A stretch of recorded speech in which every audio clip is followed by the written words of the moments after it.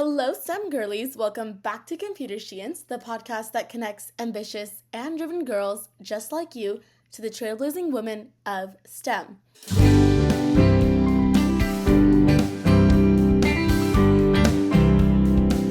Our guest for today is an incoming freshman at MIT, Rojina Adhikari. A recent grad from the Oklahoma School of Science and Mathematics, Rojina plans to study CS, Econ, data science, and business analytics at MIT.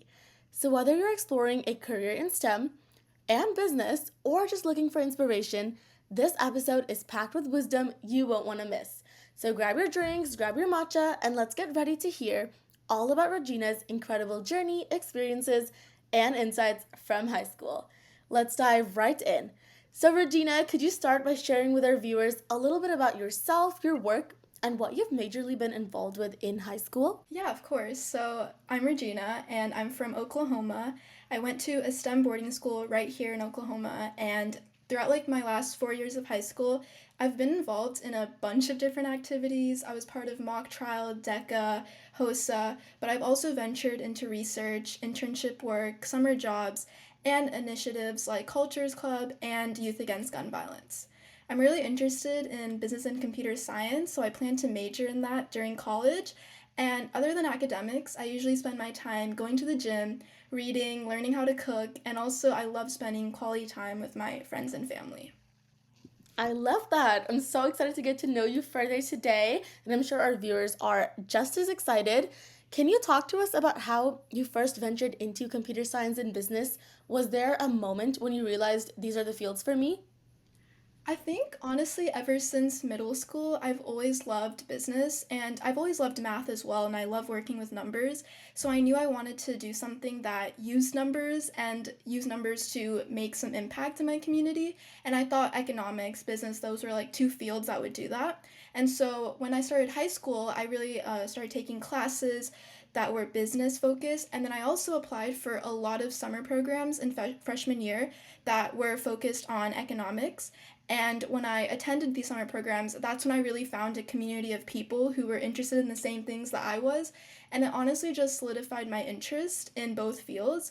And then in sophomore year of high school, I joined DECA, and I love DECA, right? I competed in human resources management, which was one of the DECA events. And I just found a really good intersection of math and communication, and I just had a really good time. And for computer science, I've taken a computer science class every year since middle school, and it's just a streak that I've kept on going, and so I've really stuck with it. And I've realized over time that it's definitely very frustrating sometimes when you run a program and your code just doesn't seem to be working. But I honestly love the feeling whenever you troubleshoot, you figure out what's wrong with your code, and then you figure out the mistakes and you fix it. I just love that feeling of satisfaction afterward. So that's one of the reasons that I've just stuck with computer science, and I definitely want to pursue that in the future. I love that. I can definitely agree with you there. When something doesn't work in computer science, whenever you're coding the first time, it can be so frustrating. Not even the first. You might try again. The second time it doesn't work. The third time it doesn't work. And then it's like, it's so hard to get back to it the fourth time, but that's what really matters to Mhm. just, try different things to pivot and learn something new. So I love Mhm. that. And I really, really like that. You Yeah. said that about CS. It's computer science, business, the STEM fields in general, these are often associated with being very rigorous. They're definitely on the other end of the spectrum. And so we all know that you have to be smart, logical, hardworking. These are traits that we hear about from everyone. These are what people think of when they think of being good at STEM. But what are some underrated or less talked about qualities that you think are just as essential for success in the STEM and business fields? So yeah, you're right. Definitely being logical, hardworking, and I guess being smart. But I think more so than those standard qualities, you have to be really willing to fail and also being really willing to ask for help and collaborate, because I think it's really easy in the STEM and business fields to compare yourself to everyone and feel like you have to be better than everyone, or you have to always be the first person to do this or the best person, right? Best at everything. But I don't think that's really possible most of the time. And so, what I've learned is that instead of comparing yourself to everyone and always feeling like you have to be at the top, Instead, you should learn from the people around you, people who might, do something better than you in these fields. Learn from them, work with them, and that's where you actually grow as a person. That's where you actually gain new skills in these fields. So, yeah, definitely being able to collaborate, asking for help, and just being patient as well. I mean, I said before with CS especially, it's a bunch of trial and error, and it's very easy to feel discouraged. I've definitely hit rock bottom, like whenever I'm doing CS projects, where something just doesn't work no matter how many hours I put into it. And so I always have to take a break, and then I have to reassess and be like, okay, you know what, that's okay. If it doesn't work the first time, I'm gonna do it again until I get to the result that I want to, right? So being patient, being persistent, just don't give up easily, and also just don't compare yourself. It's definitely easier said than done, but once you really learn how more beneficial it is to work with other people and to really take your time and be patient, that's when you start seeing real results and real progress. Yes, I love that. So, with computer science specifically, with all the progress that we've made, the gender gap is still very real. And maybe there's still, like, there's might be equal amount of girls to boys, but it can sometimes be hard to feel fully supported or confident in these spaces for women when Right. there aren't that many other girls historically, right? So, what are some ways that you've learned to kind of stay confident, feel empowered, just stand up for yourself, have your voice be heard in these spaces? Are there any like strategies or tips you've learned to be bold? Yeah, yeah, of course. So I definitely know what you're talking about. I remember when I was first starting out in high school and I was trying to take CS classes and trying to join these business clubs. It was very obvious that there were more guys than girls. And I don't know if I said this before, but I went to a STEM boarding school, but I did that junior and senior year because it's a 2-year program. So for the first 2 years of high school, I went to a normal public high school with over 1,000 kids, right? In just one grade. And so you would expect that there would be an equal balance of girls and guys in these classes, but it was honestly so shocking that I was one of the few girls to join CS clubs, join CS classes. And so it was very hard at first to kind of get used to that environment. And I'm a pretty social person, so I obviously reached out, I asked for help, but I feel like for anyone, it can sometimes feel intimidating when you're one of the few women who are doing something and everyone else around you, it's just guys and men, right? But what I found was even if there's only one other girl in that class or club with you, or if there's only a few other people who know your experiences, just reach out and just talk to them, because most of the time we try to kind of keep our feelings to ourselves, or we don't really communicate very well because it's not on our mind to do that. But if you just put yourself out there, you'll actually find how surprising it is how so many people around you have similar experiences and similar thoughts. They just don't really want to talk about it because it's hard to talk about it. But when you do that, when you reach out, you find such a good community of people. And I also did Girls Who Code, which is obviously specifically for women. And I found such a great community. Even though it was an online community, I was able to talk to so many girls all over the United States, all over the world, honestly, who were experiencing the similar thing, who had the same doubts and worries that they wouldn't be able to succeed in this field. But when you talk to everyone else who's going through the same thing, you guys realize that honestly, if you put your mind to it, you can do anything. It doesn't matter if you're a girl or a guy. You can just as easily succeed in computer science if you just focus on the end goal and you don't feel easily intimidated and confused. So just find a community. Don't be afraid to reach out and talk about these things. It doesn't make you weak. It doesn't mean you're any less of a programmer or any less of a coder. You're just as worthy, and you're just as possible to do any of these things that everyone else is doing. I think when we share our struggles, share what we're going through with other people, you find out that there's a lot more people in the same boat as you. So I love that you said with Girls Who Code. I actually did a summer program with Girls Who Code last summer, and just having this, even if it's online, this community of women and non binary individuals that are there and they're going through the same thing as you is Mhm. so helpful. So I'm so It's glad you shared that. Now I want to hear a little bit about your research that you did. So can you talk about being a researcher at the University of Tulsa? What was it like finding this opportunity, and what all did you do in this position? So, finding the opportunity, I actually attended a finance and investing camp at the University of Tulsa. I think summer after freshman or sophomore year, I don't really remember. But when I was there, I got to know a bunch of different professors and a bunch of different professionals in the industry. that I was interested in. And so I talked to them, I got to know them, and the next summer I decided to basically just reach out to these professors and also cold email a bunch of other professors. I think the one thing that honestly saved me throughout high school was cold emailing, because where I'm located, it's very hard to find opportunities if you don't reach out. Nothing's really advertised here and it's not really publicly put out there. So you have to be willing to put in the extra work and reach out to people. And so I cold emailed a bunch of people from all over the state, right? At professors at the University of Oklahoma, OSU, which is Oklahoma State, and then University of Tulsa. And I mean, I heard back from most of them, and even if I didn't hear back, it would be like I would just see their email. It would usually be like, "Oh, thank you for being interested, but unfortunately, we don't have a position open right now." And also because I'm a high school student, I mean, most of the people that they want to work with for research are college students. So I got a lot of different rejections, but I did hear back from some professors who were willing to offer me a spot on their summer research team. And I was really interested in the research that they were already doing. So I just joined that ongoing project, and I joined this project that was looking at access to affordable housing in Oklahoma, specifically in Tulsa and nearby counties and communities. And I thought that was really cool because I've never really thought about how access to affordable housing works in my local city. And so it was an issue that I thought about before, but when I actually got to learn more about it, I realized how prevalent of an issue it was, not just in my state, but across the United States, right? And I got to do a bunch of different data analyses techniques, and I did a lot of econometric analysis as well. And I grew to love the work that I was doing. It was very much economics and data science oriented. And I think that's also when I started finding my niche, because I really, really loved the work that I was doing. I was meeting a lot of college students, graduate students who were working on the same project, and I was talking to them about their experiences in college and what the work that they were doing, the classes they were taking. It really interested me, and it helped me just figure out what I love doing and what I want to pursue in the future.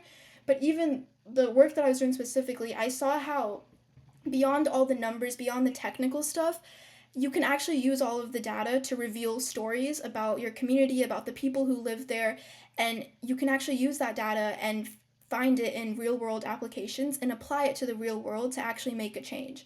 And so I did a bunch of different data analyses, and data analysis is a really underrated skill, and I think as time goes on it's going to become very, very like a more important field as time goes on. And so I'm really grateful that I got to kind of get my hands dirty in that. And I'm really grateful that I got to just learn more about econometric analysis and how you can use certain tools to build predictive models. And I used GIS mapping as well, which was another software where you basically take a bunch of zip codes and then we would map it onto the city of Tulsa and other counties such as Wagner County, Claremore County, and then we would see where there were densities of housing and where more of the housing development was going on and how we can spread that and make it more affordable. So it was really, really fun, and I just think that this is kind of what I want to pursue in the future as well. For sure. I know affordable housing, this crisis is so real. And you talked about data science. Really, everything's becoming about numbers these days. And Right. so that's so important. And when you use technology like this and you use data, you can really create actual, like true, authentic impact. And so Mhm. that's so nice to hear that you were working on the affordable housing crisis. So that's amazing. It was so Next, huh? it was so cool. I really had a fun time. Yes, it sounds so fun. So, could you share a little bit about your experience next being a data science intern at I2E? And did I Yes. pronounce that correctly? Yeah, yeah, that's good. That's perfect. So this was around the same time. So I started the research in the summer, I guess in May of last year, I think. And then interning at I2E, that happened a couple months, or that started a couple months before.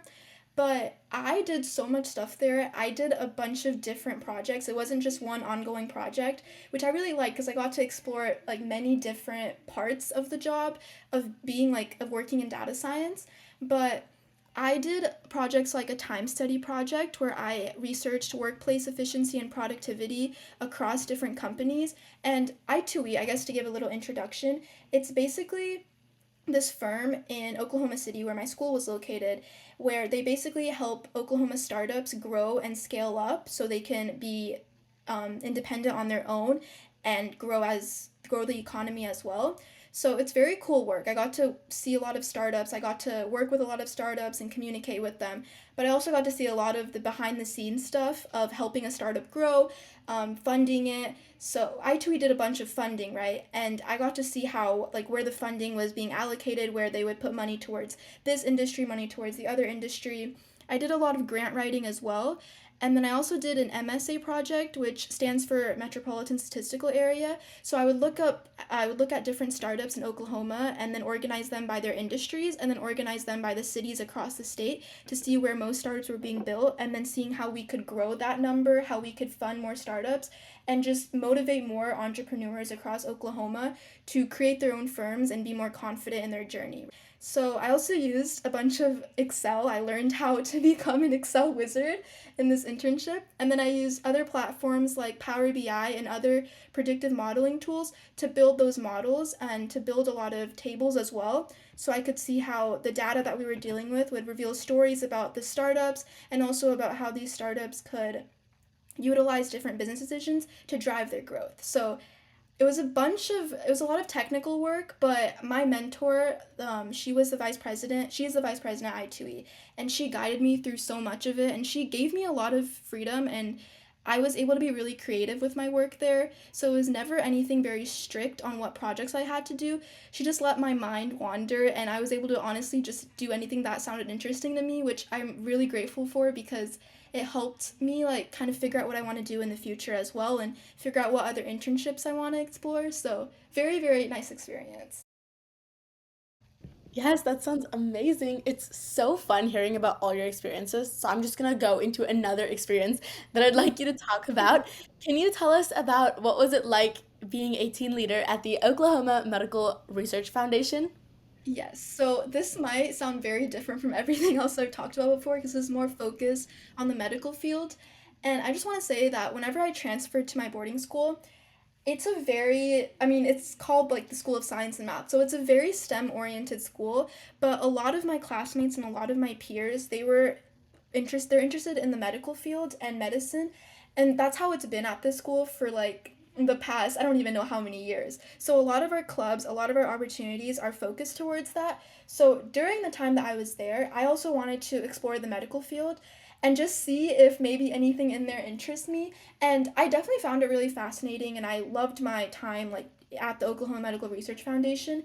I was basically my position was called a team leader, but I was essentially an ambassador in Oklahoma City, and so I got to see a lot of the philanthropy and fundraising initiatives that go with the Research Foundation to raise money and grants for their work, and so they can continue pursuing more research projects. And then I was able to see a lot of communication in the medical field, as well as shadow a lot of medical professionals in the lab to learn about the research process, to learn about different projects and drugs that they are working with. So it was the perfect mix of, I guess you could say, business, because I was seeing a lot of the fundraising efforts and how you can market and promote that. But I was also seeing what goes on in the lab and how people use these different resources that they get from the funding to build great drugs, to build great treatments.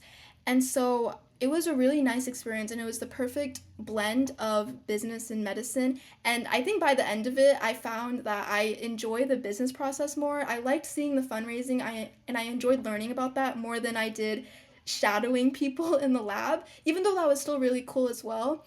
But it was just really nice. It was a great way to explore and we were able to raise over $5,000 within the span of 1 year that I was part of this program for a lot of research initiatives at Oklahoma Medical Research Foundation. So, really, really cool that we were able to do that. And it was really fun because I got to meet people from all over the city who were interested in these things. Wow, how incredible. So, you talked about business and medicine. I feel like even really big medical corporations and these hospitals, the way that they get funding is so fascinating for me too. There's VC firms just for medical related things, the venture capital behind this, and then just all the different ways that the money flows in behind these medical institutions is so cool. And I love that you talked about that. Now, you talked about this a little bit previously. You said at your new school there were a lot of medical related things, a lot of medical clubs. So this is what I wanted to ask you. You've competed in HOSA competitions and DECA competitions. So these are two pretty different competitions. Like, I don't know that many people that have done both. So, one's healthcare based, the other is more business oriented. So, how did you end up doing both these competition based clubs? And what was your experience in each of them? Like, how did each of them kind of contribute to your passions and your interests? So I started DECA back in freshman and sophomore year at my old school, and I learned to love DECA. I joined because I heard it was good if you want to explore business, right? And I joined DECA. I found such a good community of people, and some of my best friends were in that club. And I competed in human resources management. I think I said that earlier. But DECA has a bunch of different activities and events you can compete in. You can do project based ones where you work on it for months in advance of state competition, or you can do what they call role play events, which is where you don't know what you're getting into until you get to competition. So you pick an event. So I picked human resources management, but I think there was finance, I think there was a bunch of other stuff. And then once you get to state competition, when you're competing, they give you this little case study. And then for 10 minutes, you get to read that and you have to come up with ideas as a human resources director at this pretend company. And you come up with ideas to solve an issue that's going on between your workplace employees, right? That's a very rough description of what it was, but I love that because it was really creative. You had to come up with stuff on the spot in the span of 10 minutes and then present it to a judge. And you have to convince them that this was the right idea, this was the right plan to figure out to solve the issue. And I placed at state. I really loved it. I was pretty good at it too. So I just kept on doing it and I qualified for nationals. And so DECA really reinforced the fact that I want to go into business, and I just loved being able to socialize with other people at state competition. Like I would meet people from all the different high schools in Oklahoma. I would get to see what they were competing in, and I would just meet so many different people. And it was just very communication based, which I also loved as well because I love, it's not really public speaking, but I love doing clubs where you have to put yourself out there because I feel like it gets me out of my comfort zone and it really like it improves my communication skills as well. And then when I came to OSSM, my STEM boarding school, there was no DECA. There was no business clubs. There was no like there was nothing related to business. We don't even have business classes, right? Everything was very much science and healthcare based. And so I heard that HOSA was kind of like DECA, except it's focused on healthcare concepts. So I thought my skills would transfer over there. And it's funny because I didn't end up doing a communication based event in HOSA. I have no idea if that is even a thing there because most of my friends at my school, when we did HOSA, we would do a lot of test based events where there's not much communication. You just take a test based on your science knowledge. So a lot of my friends did general chemistry, some of them did biology. I did medical math because I'm not a very good, I mean, I'm good at chem and bio, but I don't think those are my strong suits and I don't want to go into that. But I love math, right? I love numbers. So that was the most similar thing I could find, and I competed in that.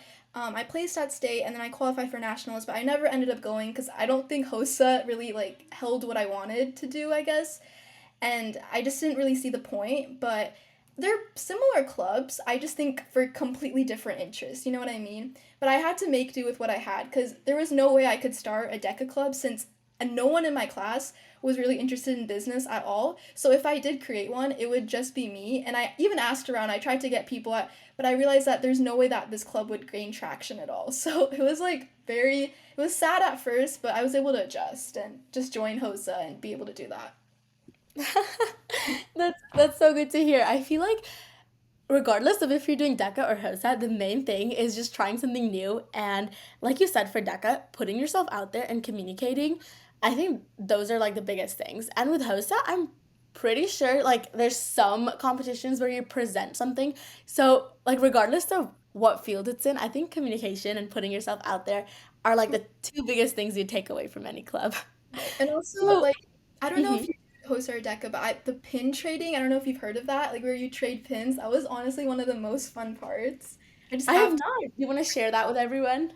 It's basically, I think people who do host and DECA know about it, but when you go to these state competitions or when you go to nationals or ICDC, you basically just meet people from all the different states, and if they have a cool pin and you have a cool and they like your pin, you just trade pins. So I have pins from so many different states. I have pins from Maine, Texas, and then like a lot of people from different states and like they show up with some sort of like costume edition. So I know when I went to ICDC, I saw Texas, they would pull up with these cowboy hats, and then we pulled up with like bucket hats or something. It's just so fun to see all the different states just pull up with their merch and stuff and just trade pins. It's very, very fun. That sounds so cool. I feel like getting to see the entire, like when you're at these national competitions, you're seeing the entire nation basically, like all of the high schoolers across the nation, and even like for international competitions, you're seeing so many different people. It's so fun meeting all these people, and I love that I actually didn't know about pin trading because I haven't done DECA or HOSA, but that's so cool. Thank you for sharing that. Of Now, with course. such a busy life that you led in high school, how did you end up balancing your time between school, your extracurriculars, and then your personal, your friends, and your family time? Okay, this might be a little bit cliche, but just use a planner and use Google Calendar religiously. That's what I did. I would time block everything, and that might sound a little crazy, but it honestly helped me like keep everything like be on track for everything and also make sure that I'm balancing time with my friends and then also my academic life. And so in the mornings, I would like my school followed a very college like schedule. So we would have different classes on like every other day. And so we wouldn't have 7 classes in a day and just go to every single class. So it was very college schedule like. So in the morning, I'd have most of my classes. And then in the afternoon, around like 4, that's when I would go and spend time with my friends. And so we go to the gym, we go on walks, and I go to a boarding school, right? So it's a very different community than regular high school. But we would go to the gym, just hang out together. And then once it was like 7, that's when I would lock back in for the rest of the night. And then once it's like nighttime around like 10, that's when I would go socialize again. So I time blocked every single day. I had a really good routine going. And that's just what kept me sane because I like had a lot of stuff going on, but I didn't want to overwhelm myself or get burnt out, which is very easy to do in high school, I think, because you want to do everything, right? You want to make sure that you're prepping for college apps, you want to make sure you're getting all A's, and you also want to make sure you have a good social life. So it's very easy to get overwhelmed and burn yourself out. But if you follow a schedule and stick to a routine, it helps so much. At least it did for me. Yes, time blocking.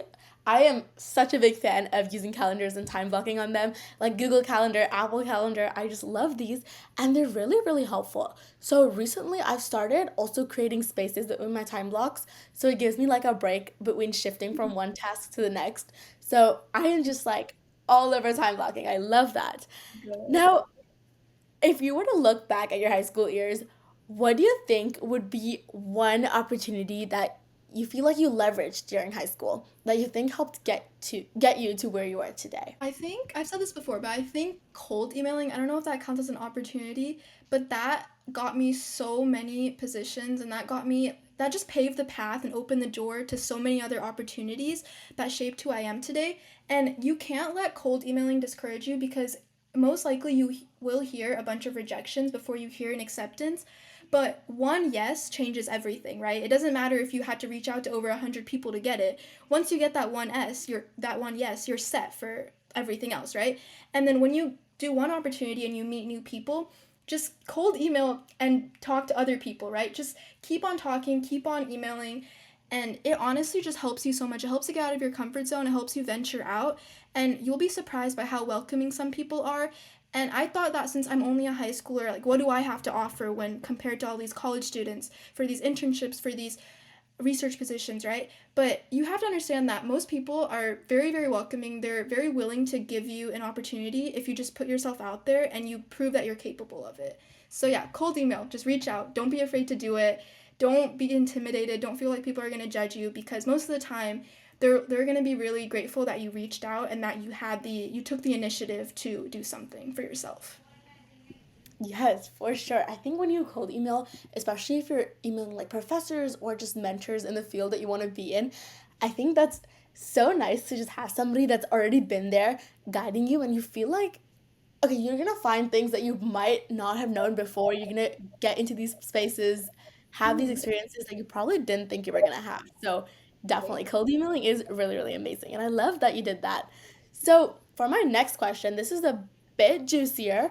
What's the biggest piece of advice you'd give someone for navigating high school? So if they're just starting off, what advice would you give them? It could be about courses, clubs, friends, initiatives, just anything at all. I think the most important thing for getting through high school and just navigating it is to find a good support system that's truly genuine and not toxic. it's really easy to fall in with the wrong group of people or to stick with a friend group just because it's you feel like it's too difficult to find better friends. But if you if you go out there and you find a group of friends who really want the best for you and who will always be there for you no matter what, it just helps so much because I don't think I would be where I am today without my friends and my family because they've been there for me through every step. Even at my lowest of lows, highest of highs, they've always been there for me. And I think if you fail, right, you have a group of friends, if they're truly genuine, that'll be there for you and that will help you get out from that rut. But if you succeed, right, success is always more rewarding when you can celebrate your friends' wins and they can celebrate yours, when you can just be happy for each other. So just find a support system. Do not think that you can get through high school without a good group of people because it's very hard. And even if you somehow do it, you miss out on a very big part of the high school experience, which is a friend group.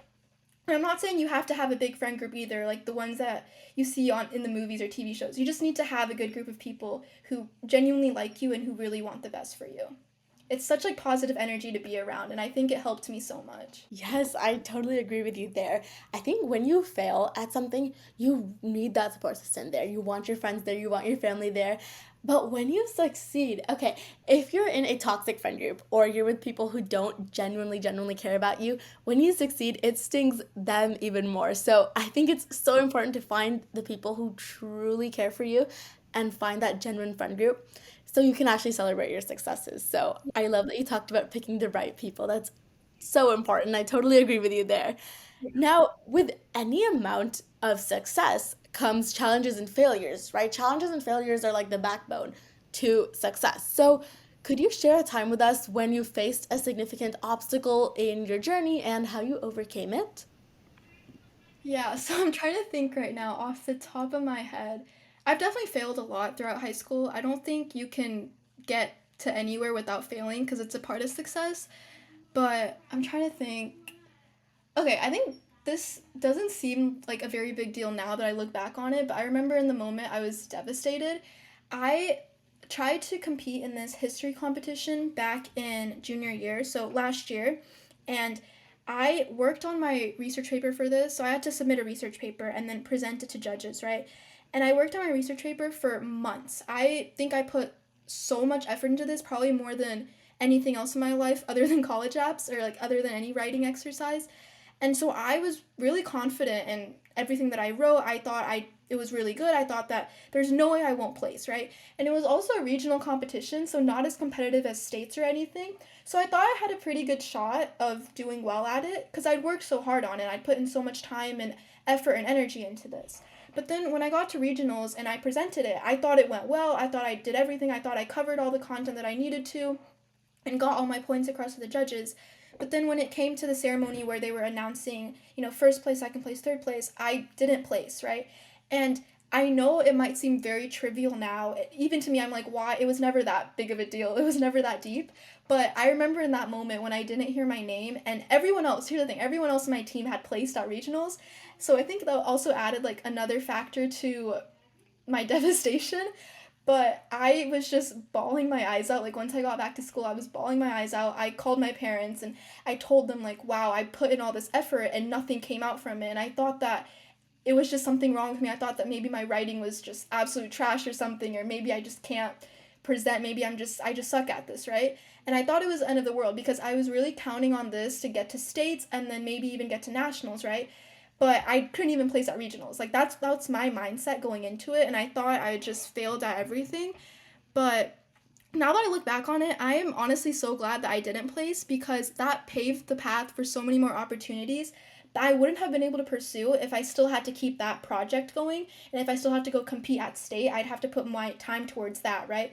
But since I didn't have that to do anymore because I didn't place at regionals, I was able to pour that time into other opportunities that honestly helped me grow so much more than that would have. So I'm like looking back on it, I'm so grateful that I didn't place. But I remember in that moment, I was honestly so just disappointed in myself, and I thought that I'd failed me and everyone else around me. And I thought I'd failed my team. I thought it was just over for me, but it wasn't. Everything worked out. So, yeah. I think in moments when it doesn't go as you expected.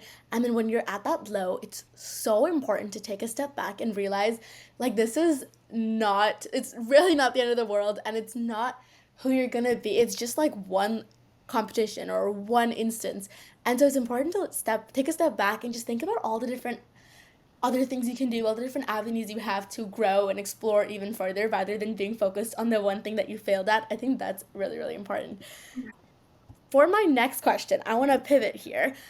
Everyone has big dreams. Everyone wants to do all these amazing things. They want to do all this research, start these organizations, but resisting the temptation to spend away full blocks of time on our phones is a struggle for many.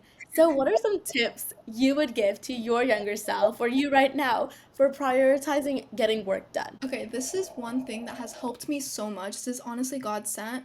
Just put your phone and any other distractions in a separate room. Once it's like out of sight, it's out of mind, and it seems like such a small way to like do it. Like it seems like it won't work, right? But this has honestly saved me so many times because it's very easy to get distracted. And it's very easy to lose focus. And it's very easy to not want to study. You don't like no one sometimes we just don't want to study, right? We just don't want to get work done. We don't want to put our time towards that. We just want to have fun, spend time with friends, just scroll on our phone, right? But if you just put it in a different room where you can't reach it, you can't even think about it, and you put 5 minutes towards whatever task, just give it 5 minutes. Eventually, you'll find that your mind is locked into that thing, and you'll say, okay, I'm just gonna work for 10 minutes, and then you think, okay, I'll work for 30 minutes, and then it just helps so much for it to not be some like your phone to not be where you can reach it. So just put it in a different room. And then also another thing, me and my friends did this. I call it like finding an accountability buddy, but just have a friend where you guys are both focused on one goal and you guys help each other like keep each other on track and hold each other accountable. So if someone starts slipping up, the other person has to like hold them accountable and make sure that they don't slip up even further. And then you do that for each other and it helps so much cuz you feel that pressure of not slipping up and then you also look out for your friend so it keeps you focused on the same goal. So I think those are two things I would really emphasize. Yes, for sure. Out of sight, out of mind. That is the first thing. That is so amazing. I do that too. Like if you put your phone away, just like in a different room or even in a drawer where you can't see it, that makes it so much easier. Because then when you can't see it, you're like probably not thinking about it. And even if you're thinking about it, it's a lot easier to think about something else that's in your sight. So really, really important. I do that all the time as well. And then having accountability partners are so okay. These are like probably one of the best things. So I do this with one of my closest friends as well. And whenever I have a to do list, right? I have a to do list pretty much every single day. I send my to do list to her. And then at the end of the day, whatever I didn't get done, I like text it back. And so just having that kind of accountability, being like, hey, what did you not get done? What did you get done is so helpful. This does bring us to the last question of the podcast. If you were to have a heart to heart, girl to girl conversation with an aspiring girl in the STEM or business fields, what real, unfiltered advice would you give her? Okay, I would say do not sell yourself short. It's so easy to compare yourself now, especially because everything's online, right? And I don't know if you're on like Reddit, where the applying to college subreddit is, or Chance Me, all of that. It's like these different like online communities where people just put their stats out there, put their ECs out there. And I remember I fell into such a bad rabbit hole like in junior year and even before that, but during the college app process I would compare myself to all these potential applicants, and I would look at my application and I'd be like, wow, I have nothing. I am not getting into a single school. I'll just go to my state school. Maybe I'll even go to community college. Like there's nothing here, right? And I discouraged myself so much, and looking back on it now, it was very silly to feel that way because one, those people on the internet, they could be lying about their stats. Two, why are you comparing yourself to people who were like born in different circumstances who have different opportunities? You can't, that's not even a fair comparison, right? You can't do that. But in the process, it's very easy to get blown into that and just get sucked into that really negative thinking pattern. But like I wasn't even gonna apply to MIT at all. Like I wasn't gonna submit my application, and I only did it because my dad just told me that if you don't try, then you're failing. If you try, it doesn't matter what the end result is. At least you put yourself out there, right? So I started my application very last minute because I wasn't gonna apply. I started I think the day before or the day that it was due, which I don't recommend because I was super duper stressed. But I really sold myself short. I got very easily intimidated, and I would say for anyone else in the STEM and business fields, especially if you're a girl, don't do that. It doesn't matter where everyone else is at. It doesn't matter if they did more cool extracurriculars or cool activities. As long as you spent your time productively and you believe in yourself, you can do anything. You can get into any college, you can create any project, you can do anything you want. So don't second guess yourself, doubt your abilities, just push through all that doubt and just go for it. Do not take your focus away. Just go for it completely. And if you dedicate yourself to whatever you want completely, eventually like life will do something and make sure you get that opportunity. Or there's a better path for you. That's all that means. If you don't succeed. Absolutely. I always say comparison is the thief of joy.